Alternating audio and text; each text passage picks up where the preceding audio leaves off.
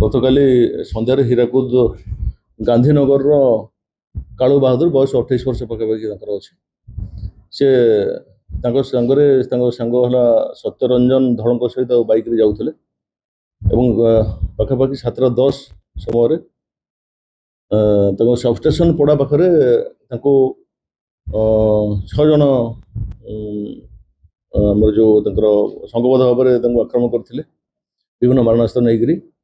ଯାହାଫଳରେ କି ତାଙ୍କର ଘଟଣାସ୍ଥଳରେ ହିଁ ମୃତ୍ୟୁ ହୋଇଯାଇଥିଲା ଏବଂ ତାଙ୍କ ଯେଉଁ ସାଙ୍ଗ ଥିଲେ ସତ୍ୟ ଧଳ ସେ ବର୍ତ୍ତମାନ ଭୀମସାରରେ ଟ୍ରିଟମେଣ୍ଟ ହେଉଛନ୍ତି ଏବଂ ଉକ୍ତ କେସ୍ରେ ତାଙ୍କର ଯେଉଁ ବଡ଼ ଭାଇ ପିଣ୍ଟୁ ବାହାଦୁରଙ୍କ ରିପୋର୍ଟ ଉପରେ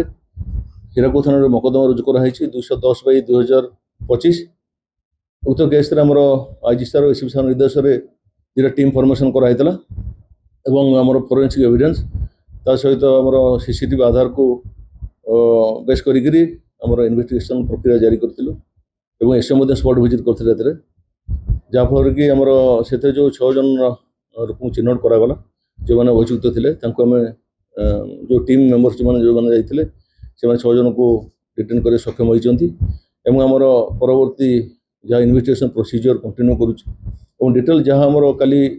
ଇନଭେଷ୍ଟିଗେସନ୍ ଯାହା କିଛି ବାହାରିବ ଏବଂ ଫର୍ଦର ଡେଭଲପମେଣ୍ଟ ଆମେ ଆପଣମାନଙ୍କୁ ପୁଣି ଜଣାଇଦେବୁ।